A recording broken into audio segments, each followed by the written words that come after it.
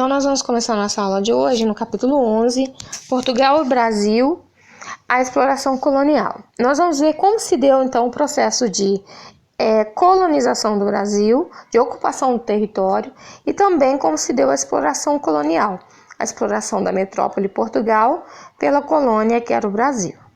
Nós vamos ver como se deu o interesse de Portugal pelo pau-brasil, o trabalho indígena na exploração do pau-brasil.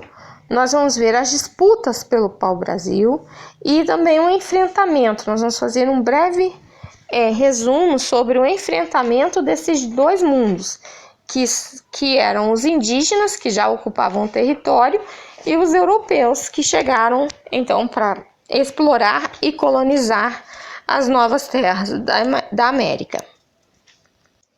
Aqui nesse mapa mental nós podemos ver como que se deu então a colonização do Brasil. Nós vamos ver que em 1500 houve a chegada dos portugueses, Pedro Álvares Cabral chegou ao Brasil. Então houve o começo da dominação portuguesa no território brasileiro. Essa dominação respeitava um tratado, o Tratado de Tordesilhas, que foi um tratado que foi feito entre Portugal e Espanha e que dividia as novas terras do chamado Novo Mundo, a América, entre Portugal e Espanha. Nós percebemos que no início da colonização houve então um apoio total da Igreja Católica, inclusive com muitos trabalhos de evangelização dos povos que existiam, que já habitavam a América, dos indígenas. Aqui nós vamos perceber que houve então um choque entre esses dois mundos, Os dois mundos se enfrentam. Os portugueses que chegaram aqui para explorar o continente americano e os indígenas que já ocupavam o continente americano.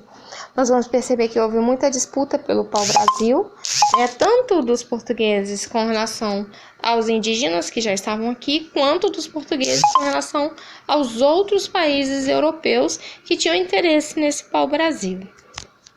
Nós também vemos que, num primeiro momento, nós tivemos a exploração, a escravidão indígena, que os indígenas eram os responsáveis pelo transporte, pela coleta e transporte do pau-brasil. E, num segundo momento, nós vamos ter, então, a escravidão, o tráfico negreiro, a escravidão dos negros, que houve, então, o trabalho e a construção da nova colônia. Através do tráfico negreiro com a África, os portugueses conseguiram garantir a construção colonial.